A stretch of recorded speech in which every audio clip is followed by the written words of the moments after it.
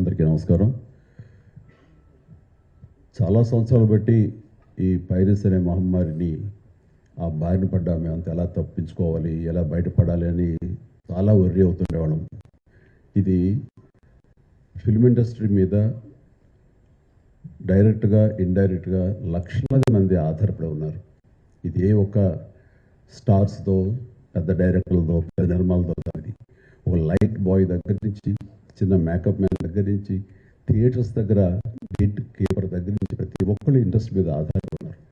ఇంతమంది కష్టాన్ని ఒకడు అప్పనంగా వచ్చి దోచుకుంటుంటే, దౌర్జన్యంగా వాడు ఎదురు సవాళ్ళు విసురుతుంటే ఇది తట్టుకోలేని పరిస్థితి.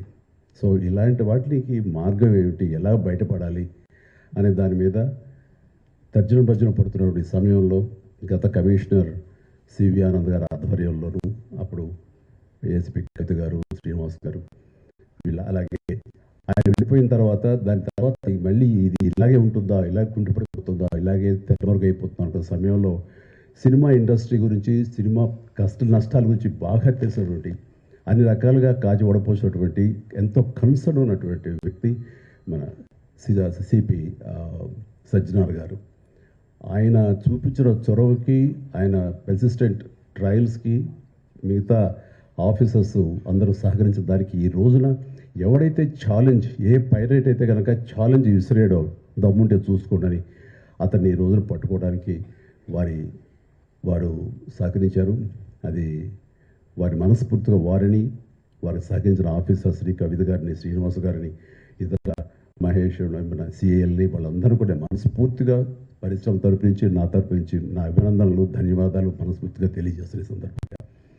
అండ్ ఆ తర్వాత ఇది ఇలాగే ఆగిపోకుండా కొనసాగే విధంగా పరిశ్రమ ఒక్కటిగా ఉంటూ, ఆరు సినిమా తీసాము, రిలీజ్ అయిపోయింది, దానికి మన బాధ లేదు అనుకోకుండా ప్రతి ఒక్కళ్ళు కూడా ఇది మన పరిశ్రమ, ఇక్కడ ఎంతో లబ్ధి పొందాము, దీనివల్ల మనం అభివృద్ధిలోకి వచ్చాము, దీన్ని కాపాడవలసిన బాధ్యత మన అందరికీ ఉందని సంఘటితంగా ఒక్కటై పోలీసు వారిని ఆశ్రయించి వాళ్ళ సహకారం తీసుకుంటూ, వాళ్ళకి మనం కాంప్లిమెంట్ చేస్తూ ఇలా ఒకరొకరు సమన్వయపరుచుకుంటే కనుక ఖచ్చితంగా ఇది ఏదో రోజుకి ఇది రూపుమాపడానికి మన ప్రయత్నం మనం చేయొచ్చు. అండ్ ఇది ఈ రోజున గ్రేట్ అచీవ్మెంట్, ఈ ఐబొమ్మ నిర్వాహకుని పట్టుకోవటం. అలాగే last time Madras Tamil blasters అని అతన్ని పట్టుకోవటం. అలాగే లాస్ట్ టైం మనకి సివి ఆనంద్ గారు చెప్పిన దాని ప్రకారం ఒక 22 ఏళ్ల కుర్రవాడు, ఇంటర్మీడియట్ చదివిన కుర్రవాడు, బీహార్ నుంచి వాడు దాదాపుగా ఎన్నో వందల సినిమాలు వాడు పైరసీ చేసి ఎంతో పెద్ద నష్టం కలిగజేశాడు. ఈ సంవత్సరం ఆరంభంలో కూడా దిల్ రాజు గారి గేమ్ చేంజర్ దగ్గర నుంచి తండేల్ అనే సినిమా కానీ, ఇలాగా కింగ్డమ్ అనే సినిమా, ఓజీ, ఇలాంటివన్నీ కూడా దీన్ని బారిన పడి చాలా నష్టం జరిగింది. రేపొద్దున రాజమౌళి గారు చాలా పెద్ద సినిమా తీయబోతున్నారు. ఆయన అలాంటి వ్యక్తి మూలంగా మన తెలుగు సినిమా ఖ్యాతి ఖండాంతరాలకి వెళుతుంది.